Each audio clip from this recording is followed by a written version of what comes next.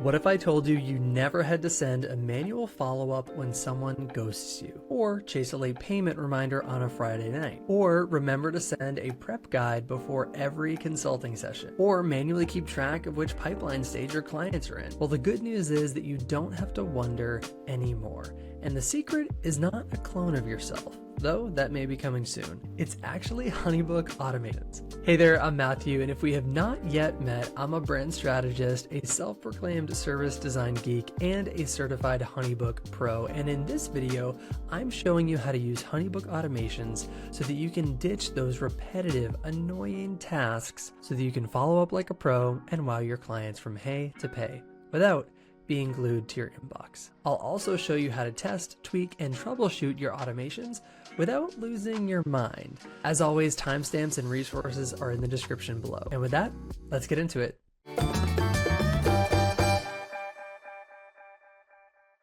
So what are HoneyBook Automations? If you've ever thought, there's gotta be an easier way to do this, you're not wrong. You see, HoneyBook Automations are customizable workflows that run your client process for you. Think auto-sending files for emails, dating project stages, assigning tasks to you or your team members or your clients, and following up without losing your marbles.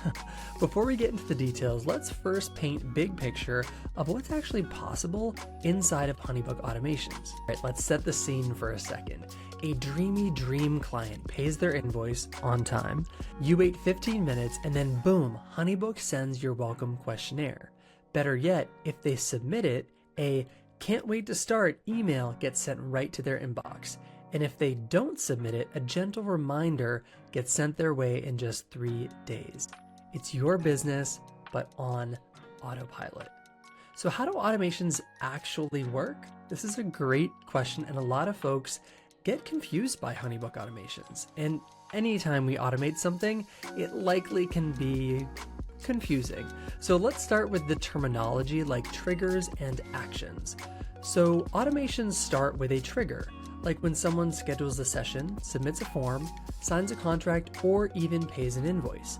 From there, HoneyBook executes the actions that you tell it to, such as sending a file, emailing your client, assigning a task, or waiting a certain number of days, also checking for a condition, aka if they did or didn't do the thing you were looking for. Now, this combination of triggers, actions, waits, and conditions gives you the power to customize your own client journey without needing to micromanage every step along the way. So how do you get started with automating inside of HoneyBook? Well, first things first, please do not start with a 15-step automation workflow. That is a recipe for disaster. Please, if you're just new inside of HoneyBook and it's your first time starting out with automations, or honestly, if you've been in business for a handful of years, like myself, keep it simple to start. It's always nice to just like wet your whistle, understand how things work before we start to really add on. Starting with one automation can look like this. And I'm gonna show you a screen share in just a second, but I wanna walk through like the strategy of it. Let's say first would be the trigger, right? And then the action. So first we would say a lead form is submitted. Remember, a lead form inside of HoneyBook is your inquiry form. It's a contact form. It could be a booking form. Whatever you want that lead to do, once that form is submitted to you, the action that we're gonna ask HoneyBook to do is send a "thanks for reaching out" email. Like, let's pretend this is my discovery lead form. So it's gonna send a "thanks for reaching out" email and a link to schedule a consult. Done. That is a one-step action automation, and that is a win, and already would save me the time from stopping what I'm doing on the client side, responding back to a lead so I don't miss out on them. I get back to them immediately with the actions that they're looking for. Now, once this one-step automation is done, you can always go from there, and even a condition, right? So what if they actually do book a consult? Great. Well, if they do book a consult, send them the pricing guide. If not, why don't we follow up in a few days with a little friendly nudge? This way, you're building out your automated systems in a way that truly mirrors your real process. It's all about using data, not daydreams in our head, to inform your workflow. Now, a little bit of a personal example before I share my screen. When I first started using HoneyBook back in 2020, I spent days, and honestly more like weeks, mapping out this long automation. I think I had like 23 different steps. And this is also back in the day before we had conditional logic. So it was a long, like very linear automation. And by the time I finished it and I turned it on, I realized that it actually wasn't going to work in the way that I thought, because clients would never go through all of those steps. It actually would break up into different segments. And without getting into it, I was putting the cart before the horse. So please take it from a pro, literally, and use past client interactions to inform your actual automation setup. All right, so we've talked about the strategy, we've gone over the terminology. Let's actually look at how you build an automation here inside of HoneyBook. And so I'm actually going to share my screen and show you inside of my account so that you can learn how to create your first, like, one-step, maybe two-step, simple automation. All right, so first let's locate automations here inside of HoneyBook. From the left navigation bar, I'm going to click on Automations and then click All. From here, you can create a new automation or select from a pre-made automation template. Once you've created automations, you'll be able to search and find them in this table. You'll also be able to see which automations are active and the runs that have occurred. Again, a run is a specific automation as it's been applied to a client. So for example, if I was my own client, we could click in and see Matthew's run of the discovery booked stage automation, or the inquiry response automation, or a branding onboarding automation, so on and so forth. It also tells you when the last run occurs, and then you also have the ability to duplicate, delete, and again, set it active or inactive. So I am going to show you how to create a one-step automation here inside of HoneyBook. So I am going to click on Create Automation, and I'm just going to start from scratch. As you can see, there's a handful of templates here, even with some of the integrations like Acuity, Flowdesk, and Calendly. If we click Start from Scratch, it's going to open us up to a new automation board. And so inside this builder, you'll notice a couple things, kind of very similar to our Smart File Builder. I'll do like test, and then here we have the Activate button, which we're not going to do yet, and then the Save button. First and foremost, we have the trigger. Remember, a trigger is what's actually sparking the automation inside of HoneyBook. It's the thing that occurs, the event that tells HoneyBook, hey, I need you to do this thing. So first we're going to set a trigger. Once you click on this first node here, you're going to see a new window open on the right. This is where you can select a trigger. Again, there's a handful to choose from apps, inquiry forms, sessions being booked, file being completed, actual booking triggers such as payment, contracts, and more such as project dates, and then also a manual trigger, which means that you would be clicking this button to trigger it as opposed to waiting for something to automatically happen. In this sample, I'm going to click on Lead Form Submitted. From there, once we've identified the initial trigger, it's going to say, okay, now what? We have the lead form submitted as the trigger. It's then saying, is this for any lead form that happens? Well, no, we want to get specific and use it with a specific lead form, such as the inquiry. So I'm going to grab my discovery call lead form, because in my business model, I have a lead form where folks can inquire with me and book a consultation all in one.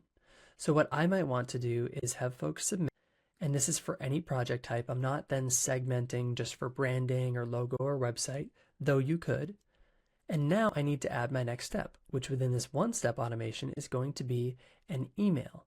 So I can click on the plus button, and then I'm met with another opportunity here.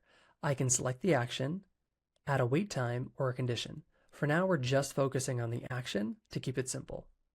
From here, a new window opens up to no longer select a trigger, but select the action that occurs after the trigger happens. So once someone submits the lead form, what do we want to happen inside of HoneyBook? Well, I want to send an email. And for the purposes of this, I'm just going to choose a totally arbitrary email template, but I can click on this one and say, let's do inquiry referral with booking link, right? Whatever this email might be.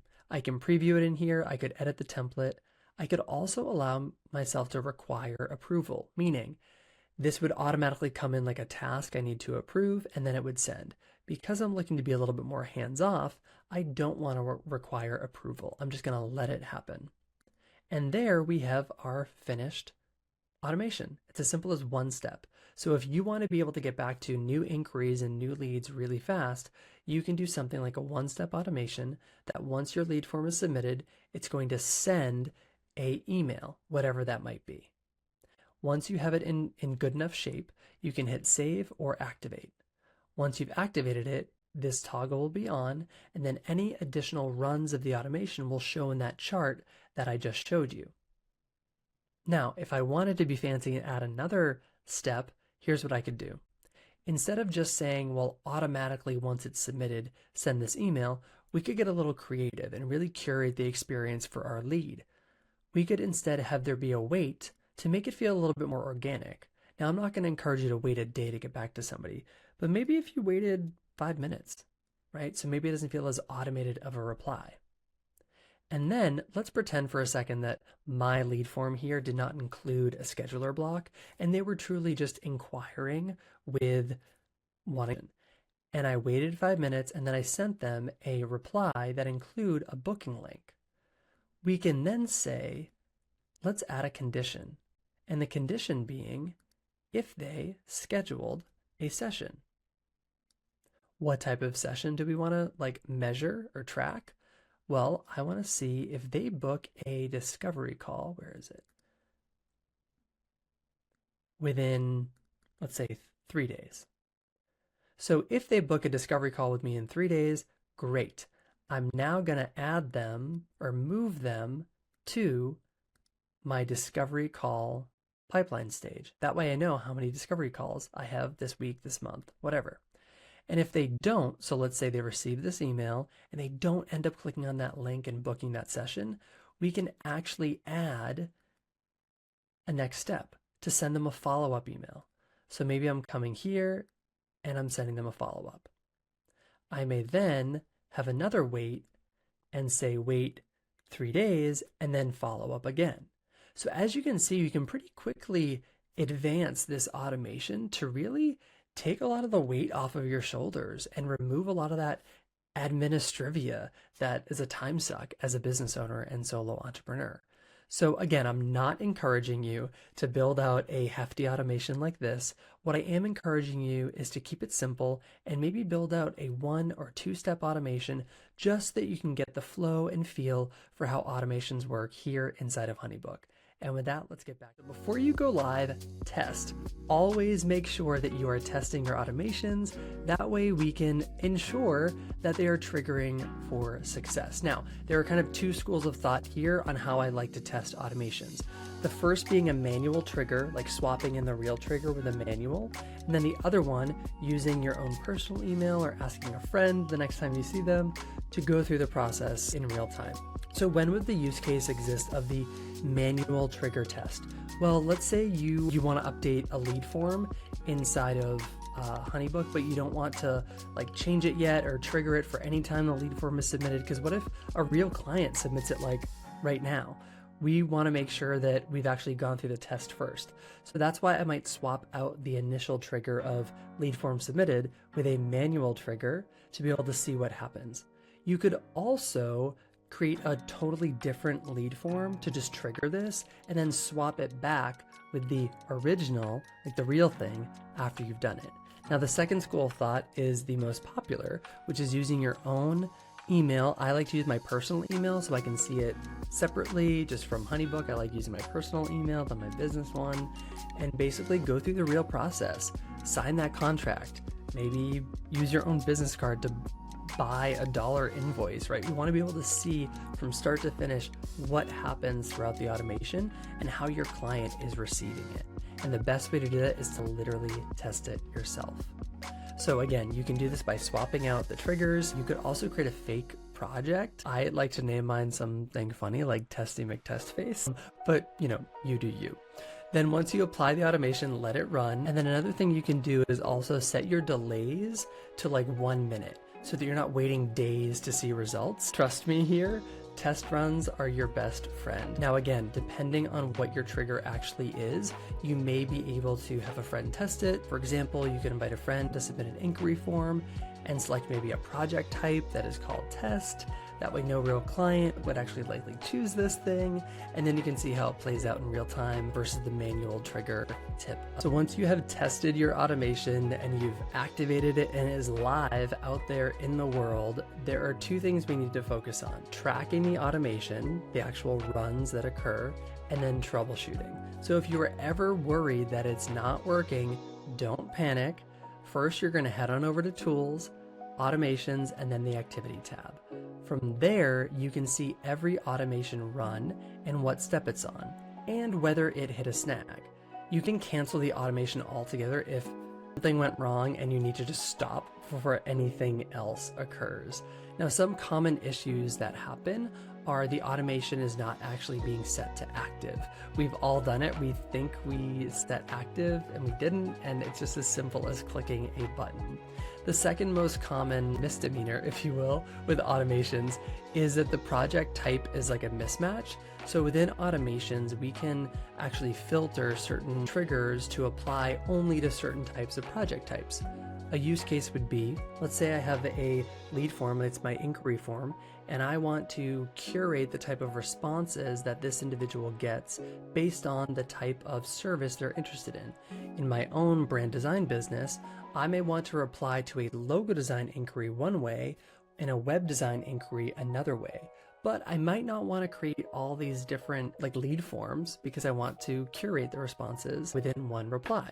And so I can actually customize automations and curate them based on project type. Now, if looking through that automation, you're not able to figure out what the heck happened, just turn it off, make it inactive, and then let's go under the hood a little bit and see where things went wrong. When you actually check inside of the runs inside of HoneyBook, which is basically like the activity of the automation, how the automation has been applied to certain instances and interactions, you'd be able to see where we stopped, and you might say okay, well, why are we sitting here? Oh, they never took this action, or oh, for some reason this email didn't send. What was before that that kind of stopped it from happening? You'd be able to see it in the flow so that you can ascertain what is actually happening and what should be happening versus what you thought was happening. Now, if you ever need to stop an automation mid-run, you can cancel it. I'm also going to talk about editing it. So to cancel the automation, first you're going to go to the Activity tab, find the automation itself, click the three dots, and then hit Cancel Run. Now, let's say while you're going through the automation, you're like, oh wait, crap, I need to cancel this, but I also want to edit it for the future. You can cancel the run, go to Automations, turn it off to inactive, make sure that the automation has now been turned to inactive, and then make any changes you need, and then activate it once more. Now, if you, let's say, were going through an automation and then you realized, oh wait, I should actually duplicate this and do something with a new version, you can always go into that automation, duplicate from inside using the three-dot menu, and then build a new version. Just a note, you can't edit an automation while it's running. You first need to cancel it and then adjust. And any changes that you make will be applied to any new automation runs that occur, not to anything in the past. Now, depending on when you first signed up for HoneyBook, there may be a chance that you're still using the old automation builder. My 2 cents, take some time to make the switch to 2.0. Automations 2.0 is chef's kiss. I promise you won't regret it, and here's why. Automation 2.0 lets you run multiple automations per project. So back in the day, we only were able to have one active automation per project. Is this useful? Well, let's say you have some sort of a lead automation response, like a lead inquiry response that you want to happen, but also the second they actually book a paid consult with you, you have some other automations to occur. And what about another one that you want to layer in once they actually sign on? In the past, you had to fully stop and delete them and manually apply the other ones. This one, you can have multiple automations happening per project. Another example would be while the inquiry, or while one automation is moving someone throughout the pipeline stages, another automation could be sending them emails, and so on and so forth. The next benefit that we have inside of Automation 2.0 is conditional logic. Again, this is the if-then or a yes-no branching logic. So if someone does this, respond or take action in this way. If they do not, you could send follow-ups or take a totally different path. The third benefit is that we have the ability to integrate with third-party tools. I'm not going to get into all of the integrations right now, but there are some integrations natively built inside of HoneyBook Automations, such as Calendly and some other email marketing software. Lastly, the ability to see everything from one dashboard for Automation 2.0. Here you can see all of the activity across all of your automations from like a high level big picture, as well as zero down into a specific automation as it's been applied to Matthew or Danielle or Mark. Automations 2.0 is honestly like going from a flip phone to a smartphone. Though I'll be honest, I still kind of miss the Razor flip phone days, but that's neither here nor there. If you have the old automations and you do want to upgrade to Automation 2.0, you can head on over to the Automations tab, click the prompt that appears, or chat with support on the bottom right corner of the screen, that little black question mark circle button, and they'll help you enable it. Now, like any time you adopt something new in your business, whether it's a new brand strategy, messaging, or technology, it's likely to feel a little bit overwhelming at times, especially when you're getting started. And that is totally normal. Now, when things start to get confusing, here's my advice. First, take a beat, pause, and ask yourself, how simple can I make this?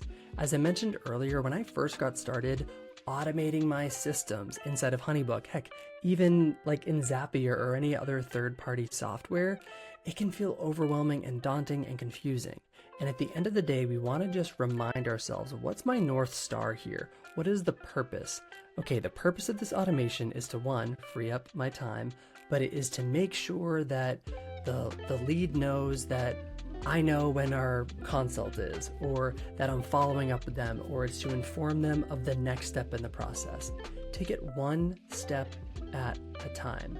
Sometimes we can get lost in the sauce with all the different steps, and we forget to just take it beat by beat. So take a beat, pause, ask yourself how simple you can make it, and then go through the process step by step from both your perspective and the client's perspective, and let that be your guide. Next, if you do really feel like you need some more assistance without reading a lengthy help article, consider enrolling in HoneyBook Confident. This is my ultimate video vault, complete with trainings across every aspect of HoneyBook. It even comes with a dedicated series all about this, automations. And of course, if you're like Matthew, I don't have time for the DIY, I got you. You can click the link in the description below to book a free consult with me so we can get you automated ASAP. And I promise I did not mean for that to rhyme, but here we are. All right, so if this helped simplify automations for you, please, please, please give it a like and drop your questions in the comments below. I pride myself on answering every single one, so please, any questions you have about HoneyBook automations, please drop them in the comments. And of course, don't forget to subscribe for more systems and branding tips. Until next time, keep making good out there.